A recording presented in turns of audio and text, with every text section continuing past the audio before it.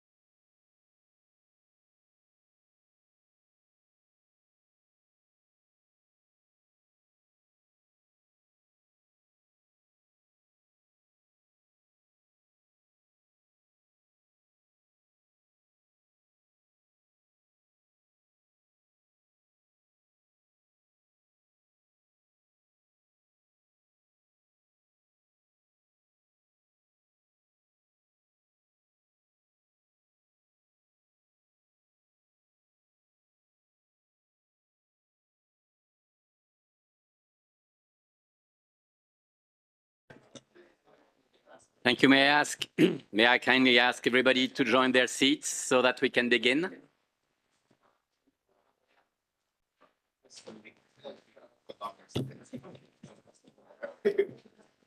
May I ask? Just left and right.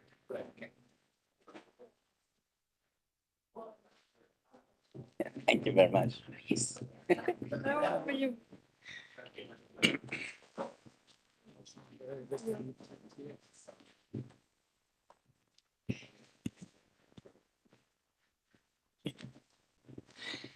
Thank you very much, and welcome to this side event in the framework of the Geneva Toxic Free Talks. This side event is called and organized by the Permanent Mission of Chile here in Geneva, in collaboration with the Permanent Mission of Germany, the Permanent Mission of the Philippines, and the Permanent Mission of the Marshall Islands, as well as with the support of the Office of the High Commissioner, and in particular of the Special Rapporteur on human rights and on toxics and human rights, and the Geneva Climate Change Consultation Group. Welcome to everybody here in Geneva and online.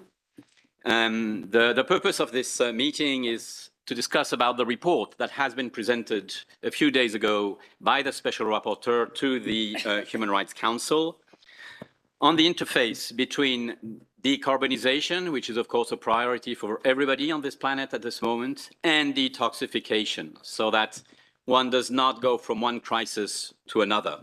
In order to open this important discussion, I have the pleasure to start by giving the floor to Ambassador Claudia Fuentes Julio from the Permanent Mission of Chile here at the United Nations. Excellency, the floor is yours, and thank you for being with us. Thank you, Yves, for that kind introduction and for being our moderator this afternoon. We would like to welcome you all to this side event that was jointly organized by the Permanent Mission of Chile and the Geneva Environment Network, and that has received the valuable co-sponsorship of the Philippines, Germany, the Marshall Islands, and the Geneva Climate Change Consultation Group. This side event is intended to be a follow-up on the report that the Special Rapporteur on Toxic and Human Rights, Dr. Marcos Orellana, on my right, who honors us with his presence today, issued at the interactive dialogue that was held last Tuesday. Allow me to stress what I mentioned on that occasion. Chile acknowledges the principles of interdependence and interrelationship of human rights from an holistic perspective, and as such, promotes efforts to integrate decarbonization and detoxification strategies, fully guided by international human rights obligations. In that sense, we strongly advocate that a fair and sustainable environmental transition requires integrated solutions that is seeking to duly address climate and human rights challenges, do not create additional hazards, nor aggravate any of the existing threats. In view of fully embracing that fundamental objective, the national lithium strategy that Chile has put up and is currently implementing seeks to guarantee that very social and environmental sustainability as a basic requirement for the exploitation of this resource and as a crucial asset to decarbonize the energy matrix of my country. We believe that this sets an example worthy of being followed elsewhere in the world. Chile equally supports the call to implement due diligence measures on the environment and human rights along value chains, requiring companies to carry out this process in accordance with the guiding principles on business and human rights. Last but not least, Chile would like to emphasize the importance of incorporating a gender perspective into integrated decarbonization and detoxification strategies in order to ensure that they are jointly guided by a comprehensive approach to fully include international human rights obligations.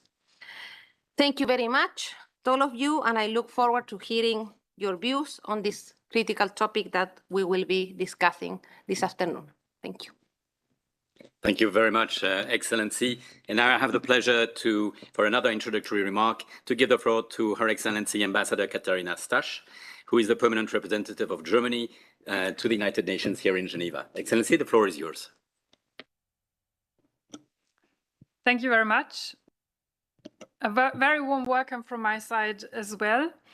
And thank you everybody for contributing here on the podium, but everywhere to this side event. And it's true, we can't repeat it often enough. Our global environment is facing gloomy times and has been for a while now, and humankind is in danger. And the Secretary General himself in his report, and you mentioned it on the 2030 SDGs, reminds us that we are running out of time. And let me quote him in his own words: "Unless we act now, the 2030 agenda will become an epitaph for a world that might have been." So in spite of all our efforts, despite of the Paris Agreement, greenhouse gas have not been reduced enough. Sustainable waste disposal is not resolved yet. And certainly the decarbonization of the energy mix is not developing fast enough. And there are indeed side effects threatening human rights. So even if we adopt our measures of utilizing and exploiting natural resources efficiently, negative effects on the environment and human beings are unavoidable. And that dilemma of good intention and bad side effects has been stressed well by the report of Dr. Marcos Orellana. And let me give you and underpin some examples to that. First, when we construct wind plants to reduce CO2 emissions, we affect birds' natural habitat and threaten mudfloods. And that's a huge topic in my own country. Second, in order to develop electric mobility backed by batteries, we create more waste.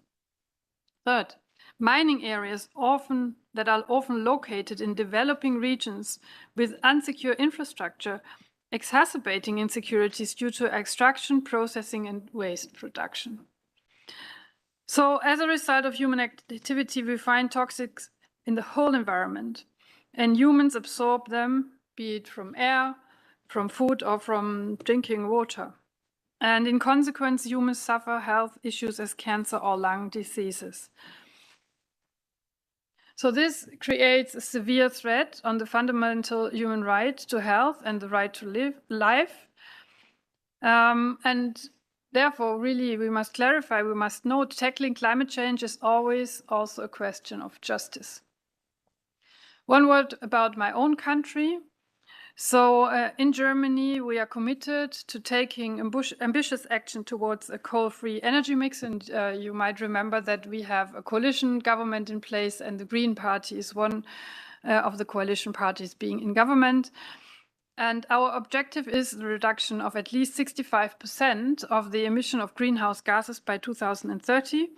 The reduction of at least 88% by 2040 and neutrality by 2045. And we want to achieve this by transitioning from fossil fuels to renewable sources. And the second point on my own country is that we are proud, and I know this is something which is discussed internationally, but we are proud that we this year managed the exit from nuclear power, because what we believe is that nuclear power it leads to a lot of waste, nuclear waste, which will last and sit there for generations. And we believe that this is something we must by all means avoid. So, as always, action must follow words. So I'm very thankful that we do have the side event, and I'm extremely thankful for Claudia for organizing this together with all of you. Thank you very much, and I'm looking forward to a very vivid discussion. Thank you very much, Excellency. So now, Dr. Orellana, as a UN Special Rapporteur on Toxics and Human Rights, you've heard some of the challenges very well described. What are your recommendations after your reports?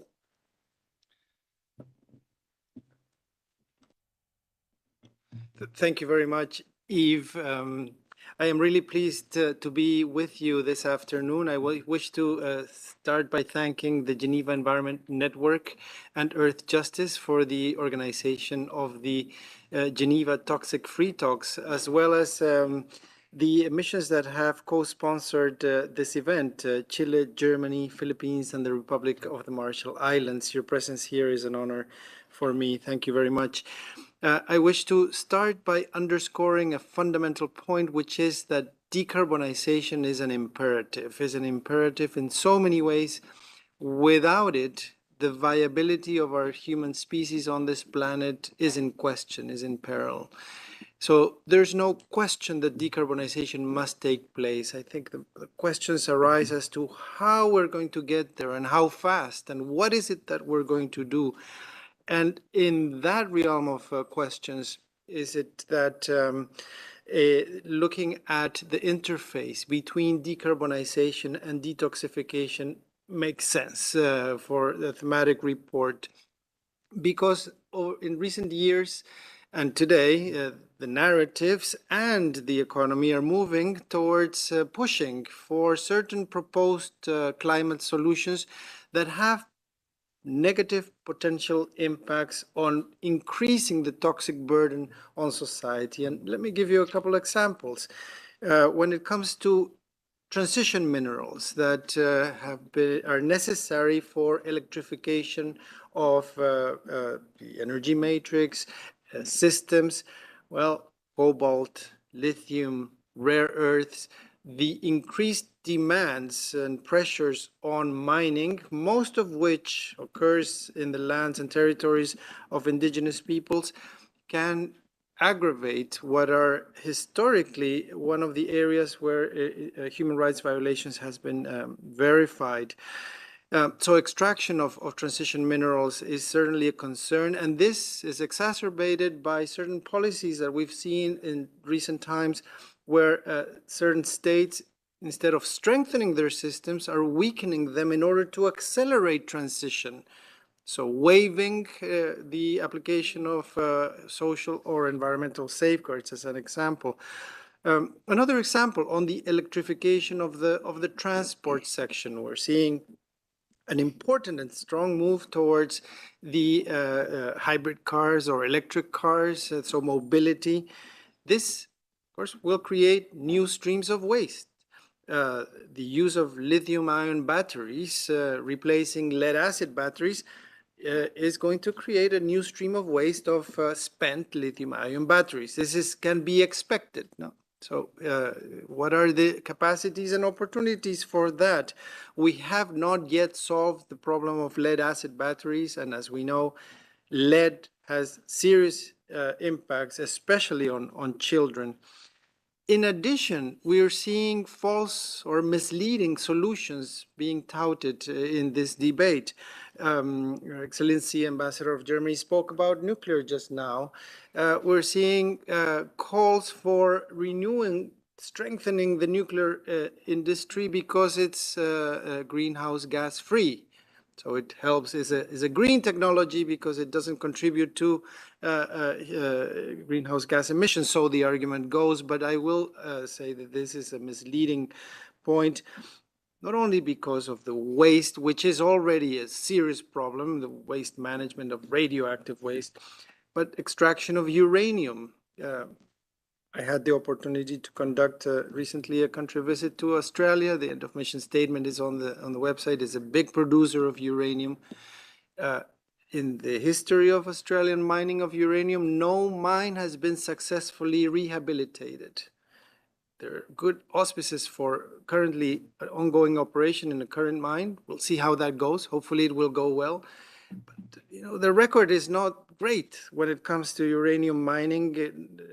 Rehabilitation is one thing, impacts on workers and impacts on indigenous peoples. And then, of course, there's potential catastrophic impacts. And we've seen the situation in Fukushima and the uncertainties regarding how contaminated or how clean the waters are in Fukushima after they have been treated and now they're being discharged into the Pacific.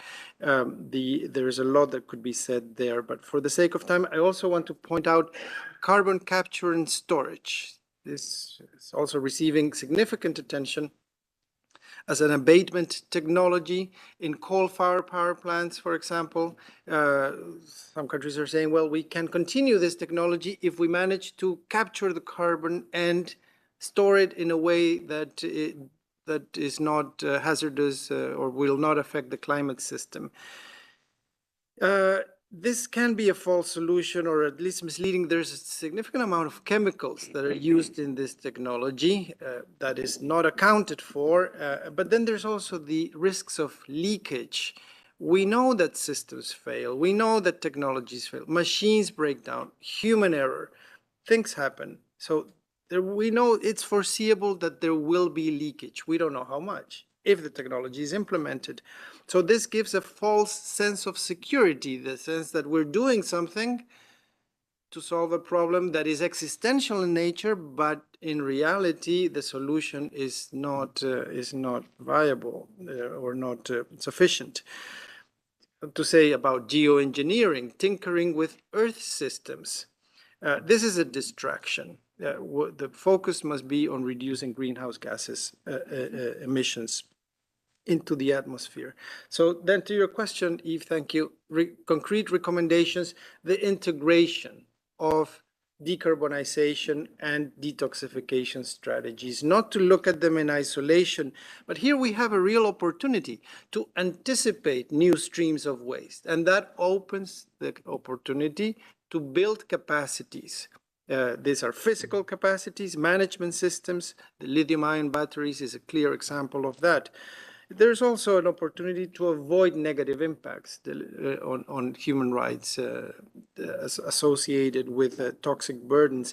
And that's where looking at not only the potential for or the measuring the reduction of greenhouse gases potential of a specific technology, but the life cycle assessment, where greenhouse gases is one element in a broader mix of considerations, including impacts of extraction, impacts of production, impacts of use, and certainly disposal and management of waste.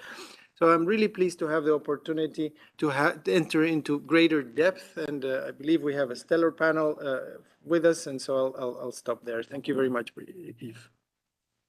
Thank you very much, Special Rapporteur Orellana.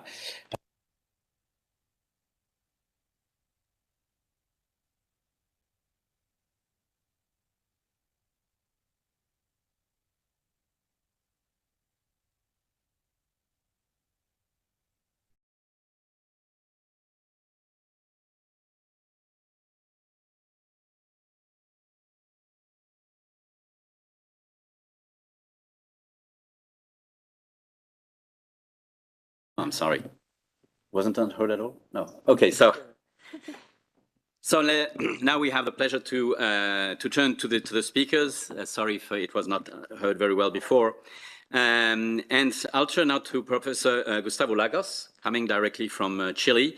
Professor Lagos, you're a professor of mining engineering at the Catholic University of Chile, and you have a strong background in environmental management and economics. Actually, your career has been witnessing all of the developments in the lithium technology. So how do you see these challenges right now for this integration that was described by the Special Rapporteur? The floor is yours, and thank you for being with us. You, is it on? Okay, thank you very much, President. Well, thanks very much for the invitation. And how do I see this? Well, let me start by saying that decarbonization and detoxification are very important, objectives, but they have not reached, in my opinion, Chile yet, together, right? So this is an important message. That's the first thing. I'm going to speak about lithium and the environment and the communities. Very briefly, of course. And the first slide,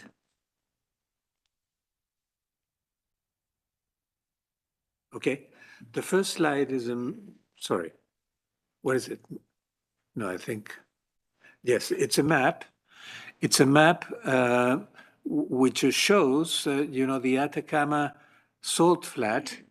And you can see there that this is the best lithium deposit in the world. A few years ago, this produced more than 50% of the world's lithium. Last year, it produced 30% because demand was increasing very much. So 30 or 40% of the lithium of your computers and telephones come from here, right? And so that's interesting. Now, of course, lithium production is not perfect. It generates waste and it spends energy. Okay, the other thing which I want to show you in this map is, perhaps you can see it, is that we have copper mines, very big copper mines, like Chuquicamata and Escondida, which are very close to the Salar de Atacama, right? So when we speak of the influence on communities, we have to think about copper mining, which started more than 100 years ago. In 1914, Chuquicamata was built, started operating, and therefore we cannot think, of lithium as individually impacting on its own the communities. These communities were impacted many years before, right? So that's the first message. Now, this is an aerial view of the lithium facilities, the two companies that operate in Salar de Atacama, which are Albemarle and SQM, the two largest lithium producing companies in the world. And you can see here the ponds, because the first part of the process is to bring out the brine and actually evaporate it. And then you produce a concentrated brine, which you send to the chemical plant, which is 200 kilometers away. It's not in this environment, okay? So third, you see that this two works in the salt flat. Sorry, I'm changing my computer. Here it is. Yes, the two works of the two companies are actually, quite far away, about 30 to 40 kilometers from the nearest community, indigenous communities. The population there of all the eastern part of the Salar is only 10,000 people, of which half of it is indigenous. So that makes an interesting. Now, this is a photograph of the crust of the Salar. It's the crystallized salts on top. The crust is very thick. You can put roads on top. It's very difficult to walk on top there. So I wanted to show you this. And this is a photograph from Albemarle plant towards the Andes Mountains. So just to show you that the territorial effect is on communities is negligible. Okay. Okay, so let me go through very quickly. I already mentioned that, and I also mentioned that of course, the impact of copper mining has increased very much because also you are containing in your computers about 40% of the copper comes from Chile, and probably 20% comes from this region. So the main problem, the main environmental problem is water, right? And copper mining has historically extracted a lot of water, but it's now reverting to seawater, desalinized seawater. So lithium mining only contributes with about 2% of the total fresh water of the basin. But it attracts a lot of attention because it produces a lot of funds, a lot of money, and it's very famous, lithium. So, okay, but in the past, a lot of the population emigrated because there were no good opportunities there. The main impact of the lack of water is due mainly to the drought, but also to extraction from mines, and it's on agriculture, which is cultural agriculture, okay? So it's not sustaining agriculture. It's never sustained the people that work there, but they're used to having it, and they should have the right to have it, right? Human consumption was never in jeopardy. There is no evidence, as I said, that there was displacement, but there was invasion. Invasion by tourism, mainly, and a lot of the indigenous populations now work in tourism, restaurants, hotels, transport, and so on and so forth. So this is a reality. We cannot affect that very much. Or rather, it's difficult to affect it. And the agreements between the state and the companies now bring a lot of money to the fiscal income, right? And it also distributes a lot of money to the communities. Now, this may be good in the short term, but it has its problems also, because it may disrupt the culture of the communities, right? So we don't have an optimum, right? This is important to understand. This is really the production, which I will skip. I have also mentioned most of this. Sorry, I think. Okay, the National Lithium Development Strategy announced by President Boric a few months ago has most of these things included, you know, all through the value chain, state-private cooperation, enterprise, the state providing strategic vision, the private enterprise providing capital, technology, and market knowledge, the creation of a public research institute, of course, the protection of the environment and of communities, a network of protected salt flats, and the development of low-impact technologies and consultations with indigenous populations. So it looks very good. Now, it's very difficult to implement, as you may suspect. Okay, so I want to finish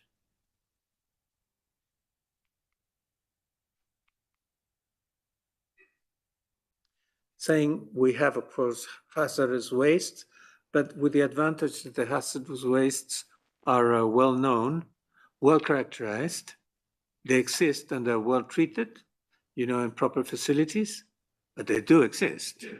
I wanted to point that out. And two other things.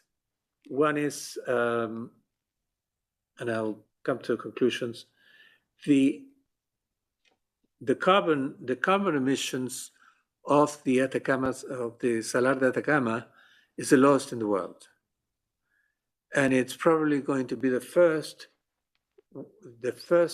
lithium production in the world that comes to carbon neutrality, right?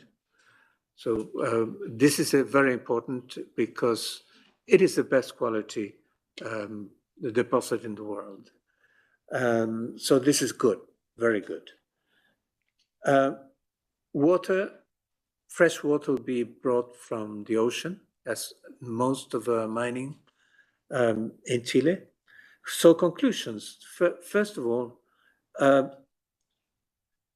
we envisage that the participation of Chile will decrease in time because the demand will grow very fast.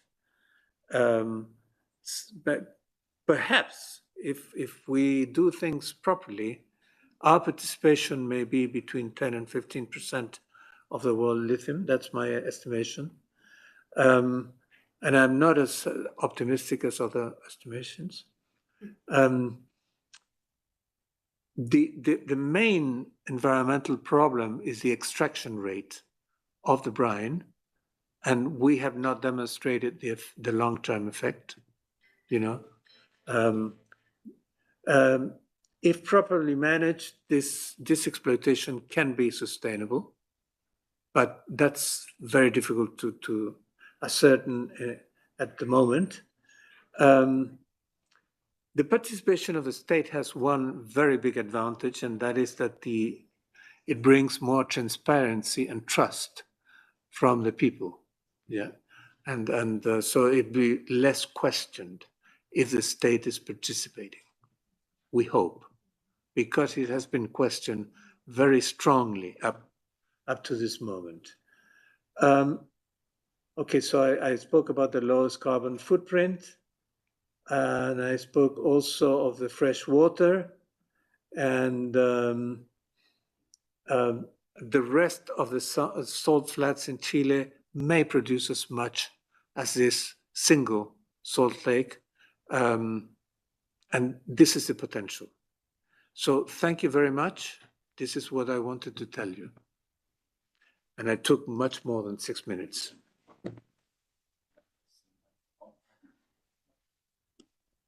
Thank you very much.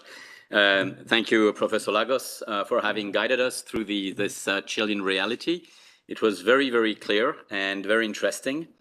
And so now, in terms of continuing this trip in these realities, we'll move to the east, to South Africa, and which is a place that has been visited by the Special Rapporteur during the summer as one of his country visits, and where the Special Rapporteur has made a number of very interesting discoveries, I could say, at least for the Special Rapporteur. So we're very happy to have with us Mrs. Melissa Fourier. I hope I'm pronouncing it well. Please correct me if I didn't. You are Commissioner of the Presidential Climate Commission of South Africa. We're very happy to have you with us, and so we're happy to give you the floor. Thank you. Good afternoon, colleagues. Thank you. It's an honor to be here with you today. Let me start by thanking the Special Rapporteur for his visit to South Africa in August and for his comprehensive end of mission statement that he has tabled with the Human Rights Council this week, I understand. As civil society and community-based organizations in South Africa, we deeply appreciate the support provided by Mr. Orellana and all the other UN Special Rapporteurs for the grassroots and environmental justice struggles in our country. I am here today representing the Presidential Climate Commission of South Africa. This commission is a multi-stakeholder body with representatives of business, labor, and civil society. The Commission works to create a social partnership and advise government on its climate response and a just transition towards a low emissions and climate resilient economy. I am an environmental and climate lawyer and activist, and I represent civil society on the Commission. I'm briefly touching on just 2 points today. The first relates to toxic air pollution from fossil fuels and the benefits of decarbonization for public health. As a country still overwhelmingly reliant on coal-based electricity, every day toxic air pollution from coal mining and coal power causes premature death and ill health for thousands of people who live in and around South Africa's coal belt, including children. In addition, this pollution traps people in a cycle of poverty. The toxic air quality constitutes a clear constitutional violation, as confirmed by the South African High Court in 2022.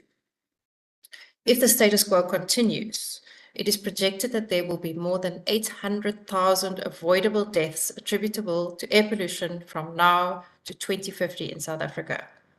On the other hand, a straight line decrease of the use of fossil fuels for industrial energy and of solid fuels for household energy to zero by 2050 will avoid a projected half of these deaths, more than 400,000.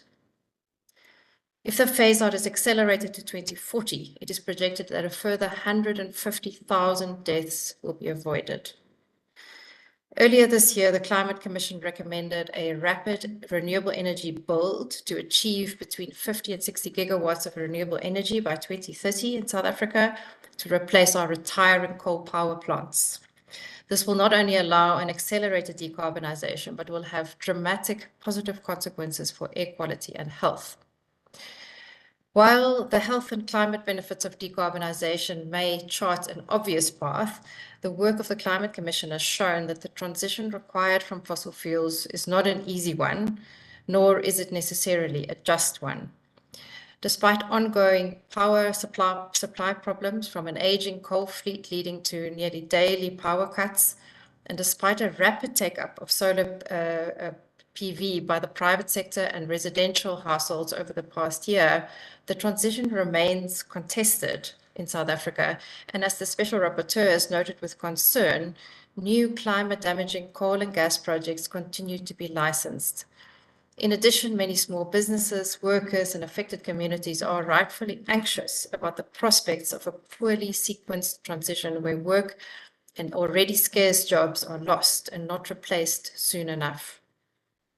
One of the flagship outputs of the Climate Commission is a just transition framework adopted by the South African government in 2021. This framework sets out principles for a just transition, including principles of procedural, distributive, and restorative justice. It also highlights the importance of addressing the issue of the health impacts of air pollution, particularly in the context of restorative justice. So this brings me to my second point, namely the issue of mining for and waste streams from clean energy. South Africa is already a world leader in the mining of and export of platinum and manganese, and its mining industry is avidly exploring opportunities offered by the clean energy transition to open new markets for the supply of these and other minerals like vanadium, cobalt, copper, and lithium.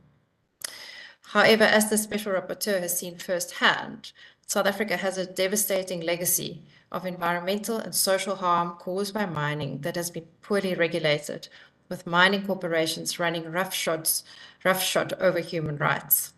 Our country is littered with more than 6,000 abandoned mines and unmanaged mine waste dumps, which has caused hazardous air, water, and soil pollution for decades. Are we going to have the same human rights violations from the extractive industry simply carried over into the mining of minerals for the clean energy transition? Or can we do this in a better way? Mining affected communities in South Africa have long advocated for free prior informed consent before new mines are opened. They've also for decades been demanding real participation and benefit sharing in new mines and better enforcement of environmental obligations of mining companies beyond the end of the life of mine. Similarly, to avoid simply exacerbating the existing environmental racism described in the Special Rapporteur's report, the new waste streams that arise from clean energy require a far more proactive and inclusive approach. South African legislation already provides for extended producer responsibility. In comments on the country's draft renewable energy master plan, civil society groups have recommended that the country phase in enforceable and monitored EPR and recycling targets in anticipation of the wave of end-of-life solar components in the coming years. With the proper EPR and investment incentives, we believe that South Africa could become a regional hub for solar PV recycling and reclamation of critical minerals, thereby also creating employment for previously excluded groups, women in particular, and protecting the environment and citizens' health from the toxic components of solar panels, batteries, and the increased waste stream. In conclusion, in South Africa, fossil fuel-based development has been at the very expensive cost of people's lives and health through toxic pollution of our air, water, and soil.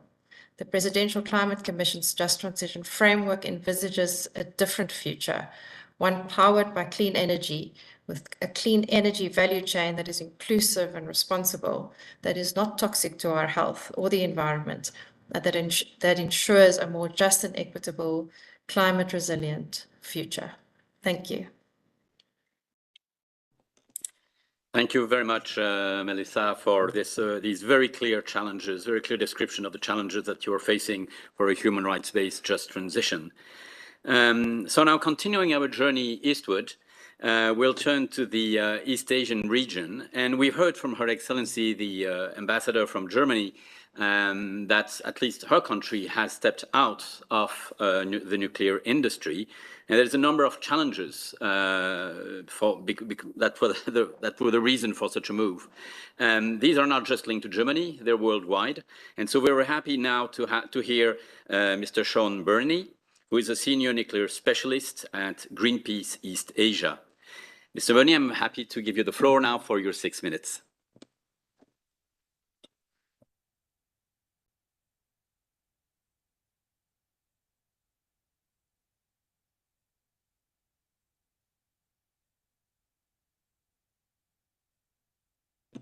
You must unmute yourself. We're not hearing you, Mr. Burney.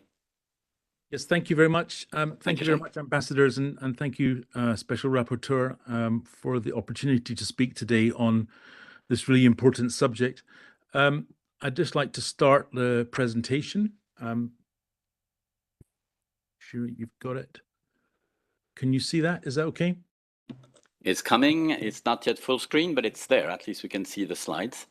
I'm sure it's going to be full screen shortly.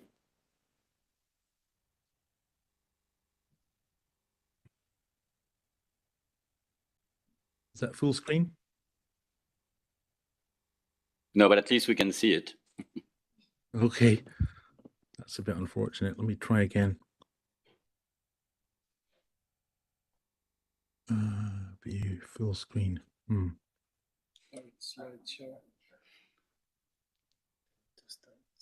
Maybe we tell them to start the slideshow. Yes, perhaps we're starting the slideshow. There it is. We have it. Okay. You can go forward. 6 minutes. Thank you. As we've heard from Special Rapporteur, there are many issues related to the nuclear industry that relates to the toxic legacies.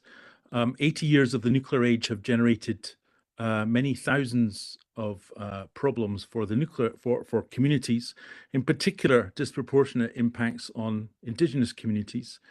But nuclear energy largely has been concentrated in the rich industrialized north, and then even then only a minority of nations have actually undertaken a full-scale nuclear program.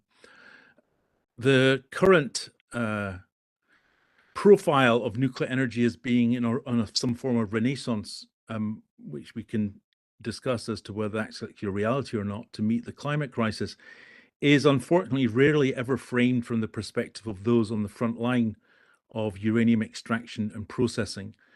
And the time frames that we're talking about in terms of how hazardous the toxic waste from uranium mining last is measured in half-lives. That is half the 50% of radiation to decay, which can be measured in seconds, in hours, days, decades, hundreds of thousands of years to millions of years, depending on the radionuclide. And of course, they all interact differently with the environment, including how they diffuse in air and water, their bioaccumulation, and their dose effects. The production of nuclear energy and nuclear weapons requires fuel, and principal source has been uranium. Because of the current profile of nuclear as on some form of renaissance, there are already additional mines being explored, which is also, again, to be directly impacting on indigenous communities. These are Native Americans, again, protesting against potential expansion of uranium mining near the Grand Canyon. the last 80 odd years, about 39 countries have conducted uranium mining, of which about 25 have actually operated commercial nuclear energy programs. And in total, about 3 million tons of uranium has been produced. But that's misleading, because when you read the industry figures, they're referring to uranium that's delivered to the nuclear power plants, manufactured into fuel. And long before that happens, we have many hundreds of times more in terms of actual hazardous nuclear waste. Uranium mining generally extracts the isotope uranium-235, but that's a very small fraction of the total uranium in the ore, in the material that's removed from mines. So in uranium mining, you generate large amounts of waste rock, and that's the low-grade ore that is not commercially usable, doesn't have the concentration that you can actually use in the nuclear industry. That mining material is then milled, which leads to the production of uranium tailings. One of the methods of mining is unfortunately incredibly hazardous, deep in situ leaching, in using for example, ammonium carbonate or sulfuric acid. This is pumped underground from the plant to dissolve the uranium, which is then pumped to the surface. And of course, that then leads to groundwater contamination of aquifers. This uranium mine in New Mexico generated about 30 million tons of milled tailings, none of which has effectively been maintained, controlled from continuing to leach into the environment. And that's just one mill in many hundreds of locations in the United States, and of course, then multiplied across the planet. So mining and milling remove what is hazardous nuclear material from it relatively safe underground to the surface.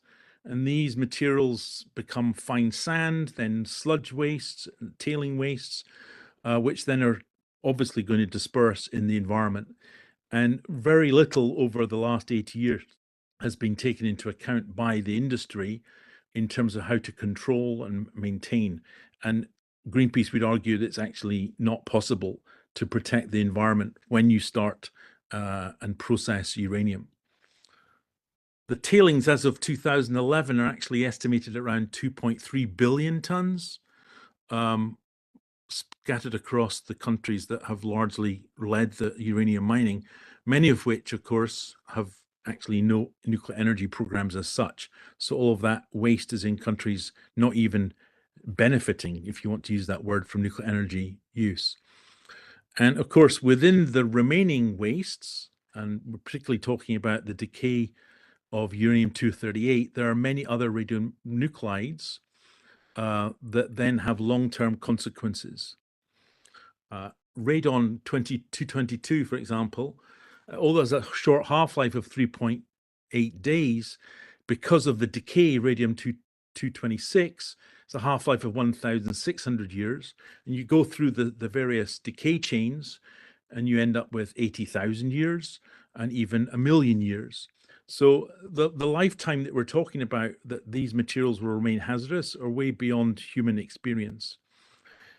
Just quickly, Greenpeace in 2009 visited the uranium mines operated by then French company Areva, today Orellana, in Niger.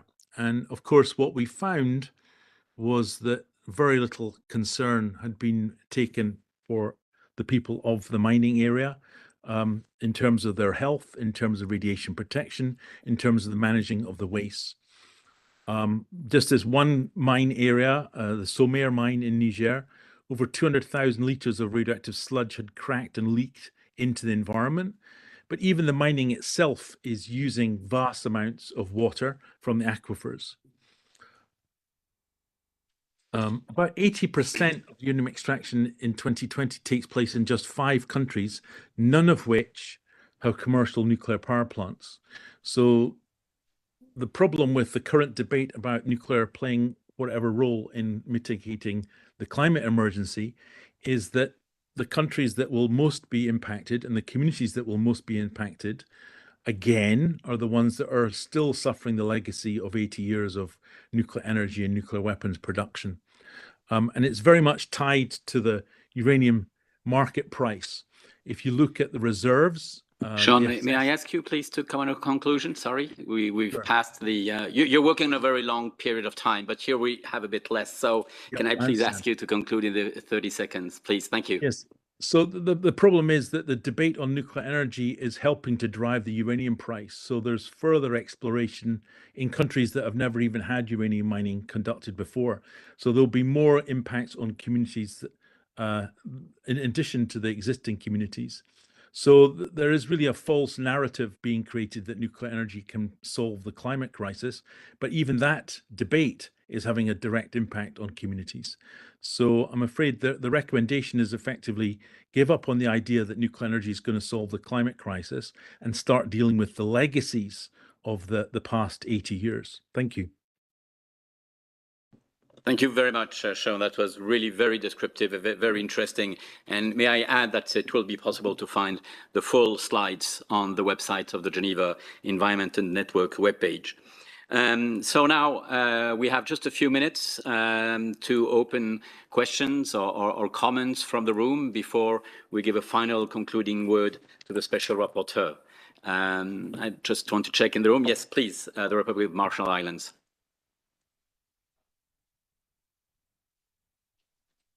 Oh, I'm sorry. Hello. Thank you, Yves, and just to acknowledge the distinguished excellencies and esteemed panelists for this event, and we are pleased to co-sponsor. But mindful of the time, we just wanted to share a few observations, not necessarily questions. So in terms of abatement technologies, we don't. While they are needed, they must not be used to greenlight continued fossil fuel expansion. And speaking of legacies, most would be aware of our nuclear legacy in the Marshall Islands, where our population continues to suffer. So we wanted to bring that here and keep that in the minds of everyone. That was done supposedly for the good of mankind, and just like we now hear. Solutions being devised for the good of the planet. And just lastly, the recent Fukushima water discharge remains a concern.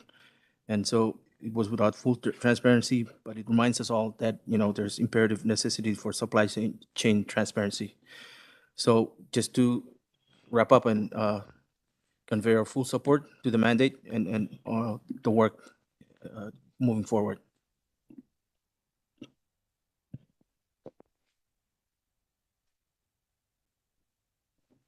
Thank you very much. I don't see any other requests for the floor here in the room. Okay, just one here very shortly, please. Can you introduce yourself?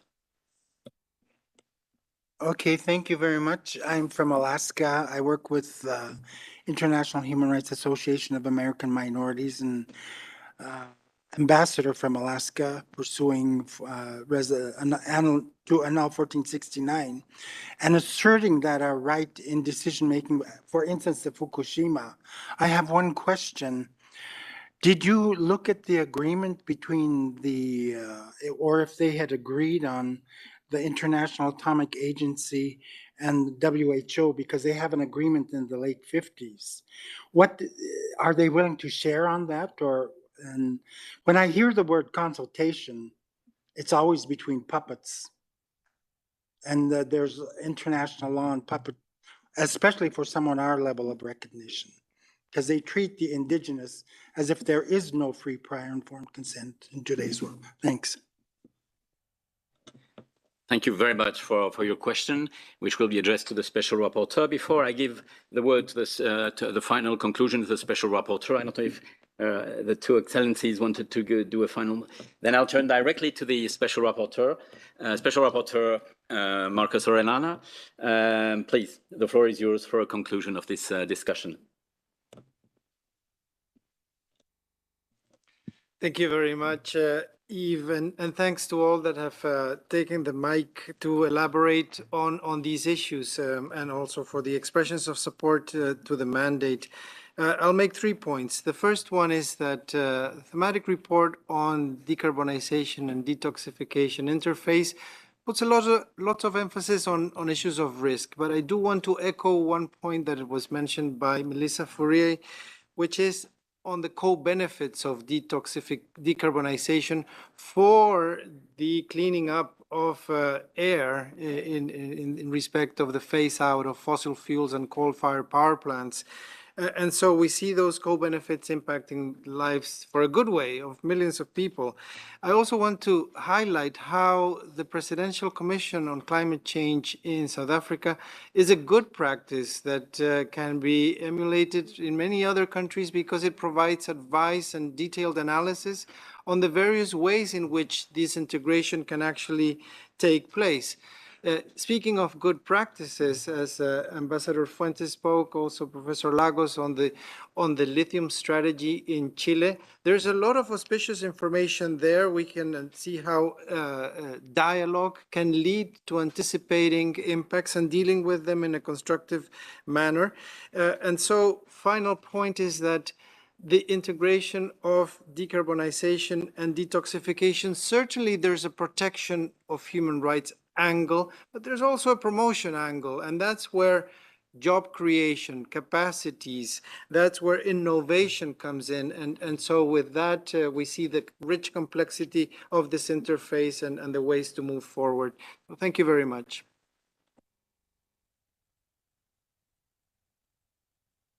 A very warm thanks for the conclusion done by the Special Rapporteur, Marcos Orellana, and a very warm thanks to all of the speakers, as well as to the organizers of this event. Another event is now taking place just in a few seconds here in this room. They are entering, so may I please ask that the different discussions following these exchanges happen just outside, so we leave the room for the event, which is starting right now. Thank you very much, and thank you also for all of those who have followed us online. Thank you.